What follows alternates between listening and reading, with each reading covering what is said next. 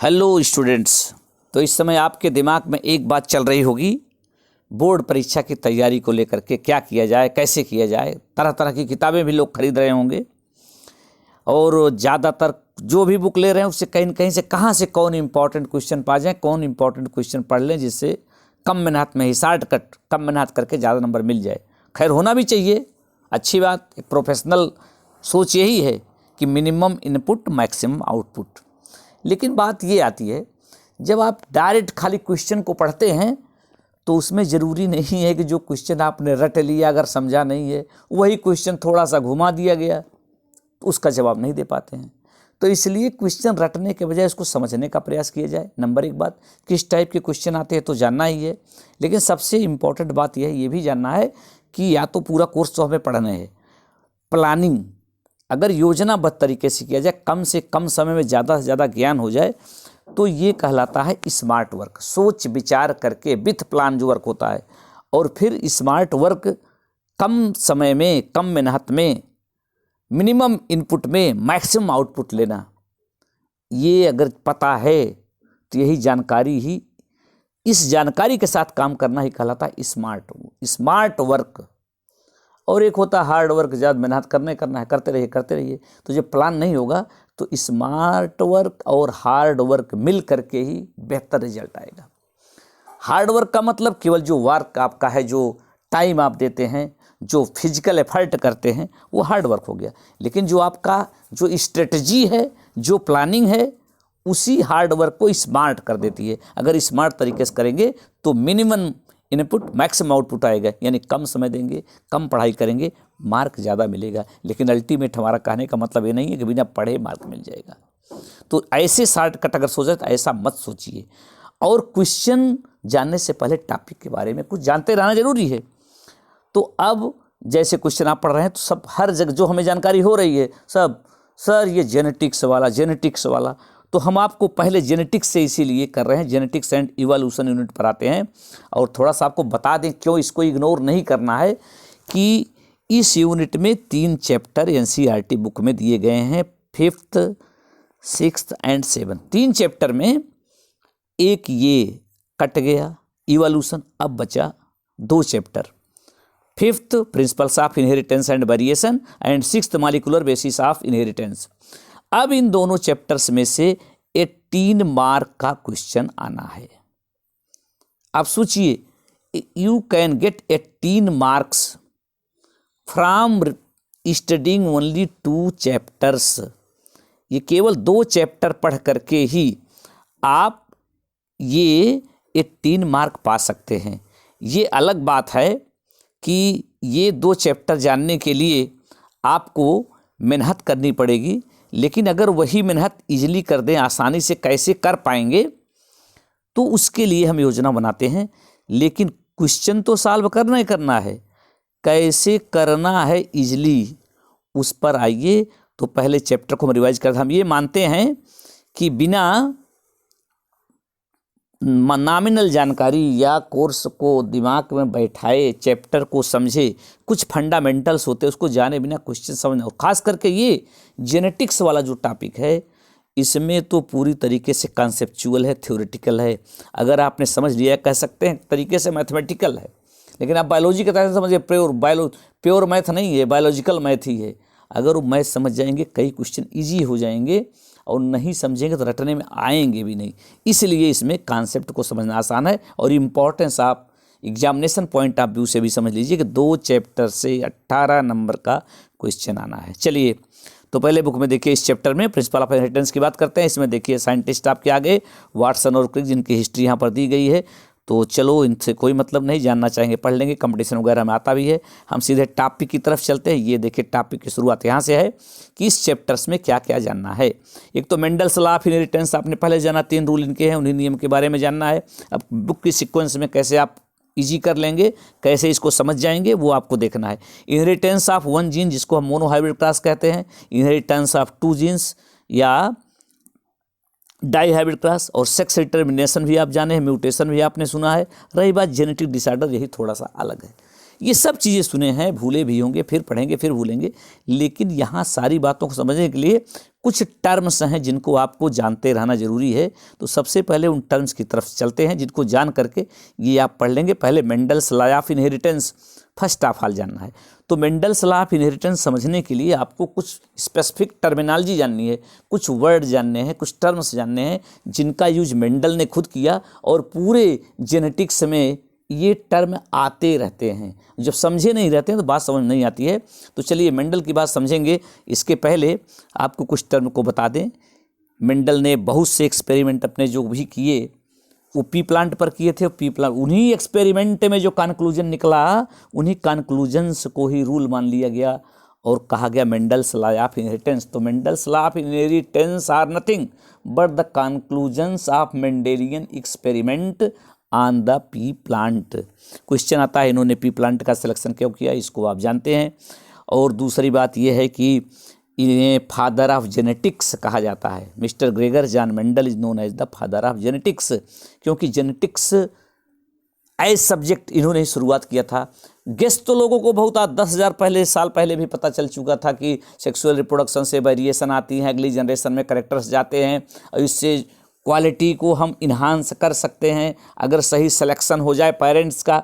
लेकिन उसके पीछे साइंस क्या है ये नहीं जानते थे। लेकिन यही चीज़ जानने की उत्सुकता दिमाग में जिसके आई वो थे मेंडल। मेंडल ने सोचा कि क्या इसकी साइंस आखिर क्या होगी, ये कैसे होता है। लोग सोचते थे होता तो है लेकिन कैसे होता नहीं सोचे। मेंडल ने सोचा और उसी को जानने के लिए इन्होंने पी प्लांट पर बहुत से एक्सपेरिमेंट किए। और पी प्लांट पर जब इन्होंने एक्सपेरिमेंट किया तो उन्होंने पी प्लांट से related 7 pair of opposite character की चर्चा की। यहाँ पर हम लाइन खींच देते हैं। तो जो अपोजिट करेक्टर हैं यहाँ पर पहले कॉलम में सब करेक्टर्स दिए गए हैं। ये करेक्टर 1, करेक्टर 2, 3, 4, 5 जो यहाँ पर दिख रहा है, ऐसे 2 बाद में है। तो अलग अलग करेक्टर की स्टडी की। हर करेक्टर से रिलेटेड इन्होंने 2 ट्रेट पाया। जैसे शेप के लिए एक ट्रेट हो गया राउंड और एक हो गया रिंकल्ड। ऐसे सीड के कलर के लिए एक हो गया येलो, एक हो गया ग्रीन। इन्हें हम अपोजिट ट्रेट क्यों कहते हैं? जैसे जब सीड के शेप की बात आएगी तो शेप जब भी कहेंगे सीड का शेप कैसा है तो या तो वो राउंड होगा या तो रिंकल्ड होगा।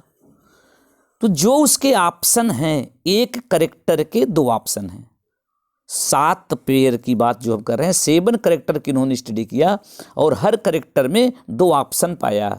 जो पॉसिबल ऑप्शन थे उन्हीं को हम ट्रेट कहते हैं या अपोजिट ट्रेट कहते हैं।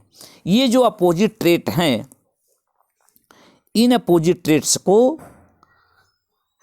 आप यहाँ से पहले भी जान चुके हैं लेकिन अब दिमाग में बात रहनी चाहिए कि 7 पेयर ऑफ अपोजिट ट्रेट्स हैं। इन 7 पेयर ऑफ अपोजिट ट्रेट्स में से एक को कहते हैं डोमिनेंट और एक को कहते हैं रिसेसिव। धीरे धीरे आपके दिमाग में बात बन जाएगी। वैसे तो अभी तक बैठी होनी चाहिए, हम रिवीजन चर्चा कर रहे हैं। तो यहाँ से एक सीड का शेप, सीड का कलर, फ्लावर का कलर और एक यहाँ पर नहीं का हाइट की बात आएगी। ऐसे पार्ड है, पार्ड मीन्स फली, यहाँ फिगर भी दिखा दिया गया। पार्ड का कलर क्या, फली का कलर क्या होगा, फली का शेप कैसा होगा, फ्लावर का कलर क्या होगा, सीड का कलर क्या होगा। तो ये किसी को लेकर के ऐसे लास्ट में यहाँ पर चर्चा नीचे की गई होगी। फ्लावर की पोजीशन क्या है और एक हाइट की बात आती है कि टाल होगा कि डॉर्फ होगा। तो ऐसे हो गया। तो यहाँ से आपको जो फोकस करना है, एक तो स्टेम की हाइट पर ध्यान देना है, नहीं भूले, टाल और डॉर्फ।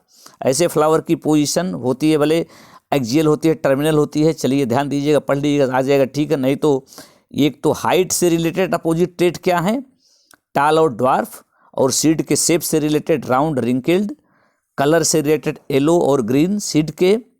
इसी तरीके से फ्लावर कलर में वायलेट और वाइट। ये तो मत भूलिएगा, ये तो जानते ही रहना है। तो इन्होंने जो स्टडी की 7 पेयर ऑफ अपोजिट करेक्टर की, तो क्या किया, 7 करेक्टर लिया। हर करेक्टर के 2 अपोजिट ट्रेट हैं और इनमें से एक को डोमिनेंट कहते हैं, एक को रिसेसिव कहते हैं। कैसे कहते हैं अभी बाद में चर्चा फिर आ जाएगी, नहीं सिंपली जान लीजिए। उन्होंने प्रैक्टिकल करके देखा था, अगर अपोजिट ट्रेट वाले 2 प्योर प्लांट में क्रॉस करा दिया जाए तो अगली जनरेशन में एक ही दिखता है, एक ही करेक्टर पहुंचता है। जो पहुंचता है उसे कहते हैं डोमिनेंट, जो नहीं पहुँचता उसे कहते हैं रिसेसिव। फॉर एग्जाम्पल अभी कहा जाए राउंड और रिंकल्ड सीड वाले प्योर प्लांट में क्रॉस करा दिया जाए तो अगली जो जनरेशन है इसको हम F1 कह लेते हैं, सभी राउंड होंगे। ऐसे प्योर टाल और ड्वार्फ में क्रॉस कराया जाएगा तो F1 के सभी प्लांट टाल होते हैं, तो इसलिए टाल जो है ये डोमिनेंट करेक्टर है और ड्वार्फ जो है और रिसेसिव करेक्टर है। तो इन करेक्टर्स की स्टडी करके उन्होंने जो कंक्लूजन निकाले उसके लिए उन्होंने जो टर्म्स यूज किए थे, चलिए बीच में बताते रहते हैं, उम्मीद करते हैं कि आप उसमें से कुछ जान रहे होंगे या आपके लिए सबसे बेहतर ये मिल गया। ये चार्ट एक जगह पर बना हुआ है, ये करेक्टर्स हैं, कंट्रास्टिंग ट्रेट्स हैं, दोनों एक साथ दे दिया गया टाल ड्वार्फ। तो जो यहाँ पर लेफ्ट साइड में लिखे गए हैं, देखिए अवलीक करके लाइन लिखी गई है टाल फिर ड्वार्फ, तो यहाँ जो लेफ्ट साइड में है वो सब में लेफ्ट साइड में डोमिनेंट दिखाया गया और राइट साइड में रिसेसिव दिखाया गया है। तो अगर इन अपोजिट करेक्टर वाले में यानी कंट्रास्टिंग करेक्टर वाले प्योर प्लांट में क्रॉस करा दिया जाएगा तो F1 में एक ही करेक्टर दिखेगा। चलिए अब बात करते हैं इनहेरिटेंस ऑफ वन जीन क्या है। इनहेरिटेंस ऑफ वन जीन से मतलब ये है अब एक ही करेक्टर से रिलेटेड, पहले एक टर्म आपको जानना है कि मेंडल ने जिन करेक्टर्स की बात करी 7 पेयर में वो तो ठीक है, लेकिन जानते ये रहना है कि किसी भी करेक्टर से रिलेटेड 2 जीन कम से कम होते हैं। हर करेक्टर से रिलेटेड 2 जीन होते ही होते हैं। ये जो 2 जीन होते हैं इनमें से एक ही जीन नेक्स्ट जनरेशन में जाता है। 2 करेक्टर में से एक ही जीन नेक्स्ट जनरेशन में जाएगा। सपोज हम किसी प्लांट के लिए कहते हैं कि वो टाल है। टाल है तो इसमें जीन क्या होगा आप थोड़ा सा जानते हैं इसलिए उस लेवल बताते हैं। उसमें 2 जीन होंगे, या तो कैपिटल टी होगा या एक कैपिटल टी एक स्मॉल टी होगा। हर करेक्टर से रिलेटेड 2 जीन हर प्लांट में होते हैं। ये 2 जीन क्यों? 2 जीन इसलिए क्योंकि 2 पेरेंट होते हैं, एक मेल गैमीट के जरिए एक फीमेल गैमीट के जरिए आया है, तो 2 जीन हैं। अब दोनों मिलकर डिसाइड करते हैं क्या करेक्टर होना है वो बाद में पता चलेगा, लेकिन 2 जीन होंगे। अब 2 जीन होने के बाद भी उनकी ऑफ स्प्रिंग में क्या जाएगा? केवल एक जाएगा। सपोज आपने कहा कोई टाल प्लांट है, कैपिटल टी टाइप का है, तो जब हम 2 प्लांट में क्रॉस कराते हैं, मान लीजिए एक में कैपिटल टी है, दूसरे में स्मॉल टी होगा, या कैपिटल टी की जगह दूसरा भी आप कोई सोच सकते हैं, तो उस केस में केवल एक ही पहुंचेगा। कैपिटल टी है, एक कैपिटल टी जाएगा। अगर कैपिटल टी स्मॉल टी है तो चाहे कैपिटल टी जाए चाहे स्मॉल टी जाए, एक संतान में एक ऑफ स्प्रिंग में एक ही जीन जाएगा। अब वो एक जीन कैसे पहुंचता है और इसके पहुंचने से क्या क्या कंडीशन पॉसिबल है, अगर उसी की चर्चा करते हैं उसको हम कहते हैं inheritance of one gene.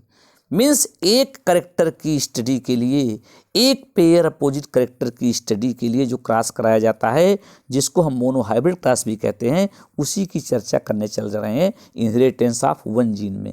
One gene भले कहा गया है लेकिन चर्चा 2 जीन की होती है।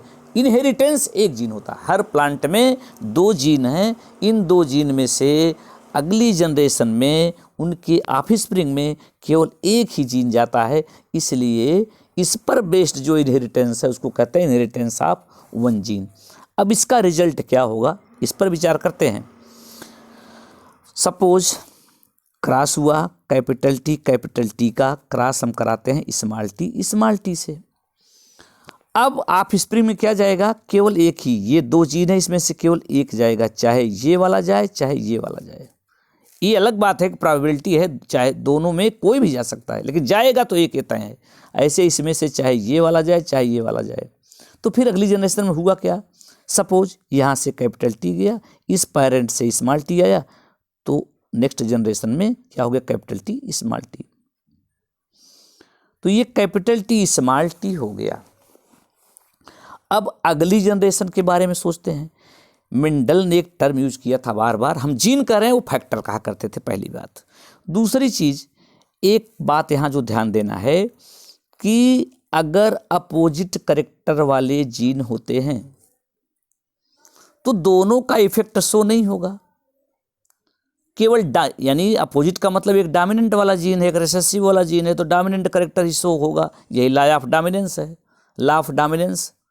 इसी का कंक्लूजन जो ये बात आई, एक ही करेक्टर दिखता है, मीन्स यदि डोमिनेंट और रिसेसिव करेक्टर वाले प्योर प्लांट में क्रॉस कराया जाए तो F1 में केवल डोमिनेंट करेक्टर ही दिखता है। यही लॉ ऑफ डोमिनेंस है। तो आपने F1, चाहे जब हम क्रॉस की बात करते हैं, फर्टिलाइजेशन की बात करते हैं, तो ये मान के चलिए इनिशियली चाहे वो इनहेरिटेंस ऑफ 1 जीन हो चाहे इनहेरिटेंस ऑफ 2 जीन हो, इसमें करना क्या है, पहले 2 पेरेंट लेना है। ये जो दोनों पेरेंट होंगे ये प्योर होंगे, तो डबल पी फार्मूला जान लीजिए, प्योर पेरेंट। प्योर पेरेंट का मतलब क्या है कि अगर दोनों जीन सेम करेक्टर क्रिएट करना चाहते हैं, चाहे वो ड्वार्फ बनाना चाहते हैं जैसे स्मॉल टी, तो ये प्योर हो गया। चाहे दोनों टाल बनाना चाहते हो यानी कैपिटल टी हो, ये दोनों प्योर हो गए। और हाइब्रिड कब कहते हैं, जब किसी प्लांट में किसी ट्रेट से रिलेटेड, किसी करेक्टर से रिलेटेड दोनों ट्रेट को रिप्रेजेंट करने वाले जीन हो। जैसे अभी आया, अब इसमें क्रॉस कराया गया, यहाँ से कैपिटल टी जाएगी इस पेरेंट से स्मॉल टी जाएगा, और अब नेक्स्ट जनरेशन में क्या आ गया, कैपिटल टी स्मॉल टी। तो कैपिटल टी स्मॉल टी वाला लॉ ऑफ डोमिनेंस से ये टाल होगा।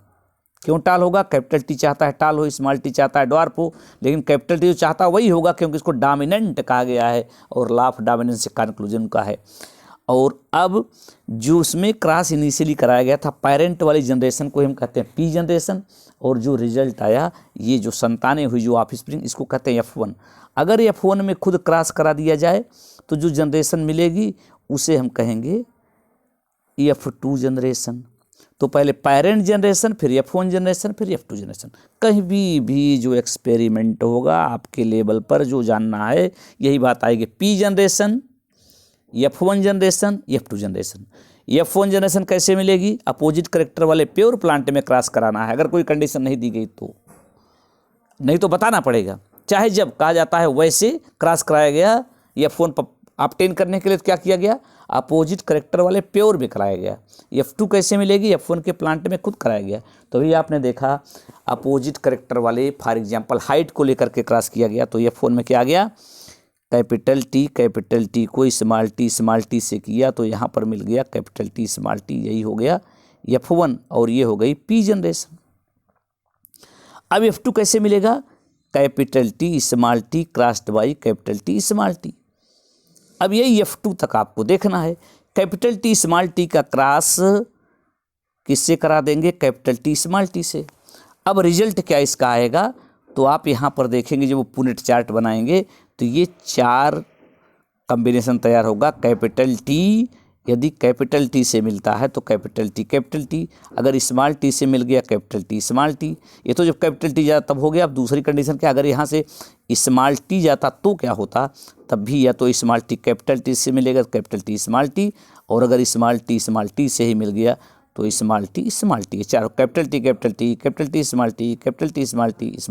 टी, और ये जनरेशन जो हो गई ये हो गई F2। तो F2 में क्या हो गया, ये जो 4 मिले उसमें से F2 के 4 में से एक हो गया कैपिटल टी, और 2 हो गए कैपिटल टी स्मॉल टी, और एक हो गया स्मॉल टी। तो F1 और F2 तक ही जानना है, F1 में क्या हुआ, F2 में क्या हुआ। F1 कैसे मिलेगा, अपोजिट करेक्टर वाले प्योर में क्रॉस कराएंगे। F2 कैसे मिलेगा, F1 के प्लांट में आपस में क्रॉस कराएंगे, जिसको कभी कभी कॉमन वर्ड में कह लेते हैं, सेल्फिंग कराते हैं। तो यहाँ पर देखने की बात यह है, जो कैपिटल टी है ये होगा कैसा, इसका करेक्टर कैसा होगा, तो ये होगा टाल, और ये कैपिटल टी स्मॉल टी क्या होगा, ये भी होगा टाल, और ये स्मॉल टी क्या होगा, ये होगा ड्वार्फ। तो टाल कितने हो गए, कैपिटल टी स्मॉल टी वाले 2 थे, कैपिटल टी 1 था, स्मॉल टी 1 था। तो इस तरीके से टाल टोटल कितने हो गए 3, और स्मॉल कितने हो गए 1। तो 3:1 जो आया ये F2 जनरेशन का रेशियो हो गया टाल और ड्वार्फ का। ये हम हाइट की बात कर रहे हैं, नहीं तो किसी करेक्टर को लेके करते तो 3:1 ही आता। और F2 में 3:1 किसका रेशियो है? डोमिनेंट करेक्टर वाला 3 होगा, रिसेसिव करेक्टर वाला 1 होगा। ये तो हम बात कर रहे थे हाइट की, तो 3 टाल हो गया, 1 ड्वार्फ हो गया। अगर हम फ्लावर के कलर की बात करते तो वहाँ पर रेड अगर डोमिनेंट है, वाइट रिसेसिव है, तो F1 में सभी में रेड होता, F2 में रेड और वाइट का 3:1 होता। ऐसे राउंड और रिंकल्ड सीड को लेके करते तो F1 में सब में राउंड सीड होता और F2 में राउंड और रिंकल्ड का रेशियो 3:1 होता। यहाँ पर एक और रेशियो की बात आती है F2 से रिलेटेड। एक को कहते हैं फिनोटाइपिक, एक को कहते हैं जीनोटाइपिक। ये 2 ratio, phenotypic and genotypic ratio. ये फिनोटाइपिक और जीनोटाइपिक रेशियो क्या है? फिनोटाइपिक का मतलब जो रेशियो ऑफ प्लांट है on the basis of appearing character, जो करेक्टर दिख रहा है उसके बेस पर जो रेशियो बनाते हैं, जो रेशियो पाते हैं उसे कहते हैं फिनोटाइपिक। और जीनोटाइपिक यानी टाइप ऑफ जीन, जीन के टाइप कैसे हैं, कितने टाइप के जीन हैं, जीन के टाइप को देख करके जो रेशियो बनाते हैं उसे कहते हैं जीनोटाइपिक रेशियो। और जो करेक्टर दिखता है उसके बेस पर जो रेशियो बनाते हैं उसे कहते हैं फिनोटाइपिक। तो जरा फिर से F2 के रेशियो पर ध्यान देते हैं। क्या आया था? तो हमने कहा था capital T, capital T, capital T, small T, small T, small T. ये 3 टाइप के जीन दिखे। कैपिटल टी कितना था? 1। कैपिटल टी स्मॉल टी कितना था? 2। स्मॉल टी कितना था? 1। तो 1:2:1।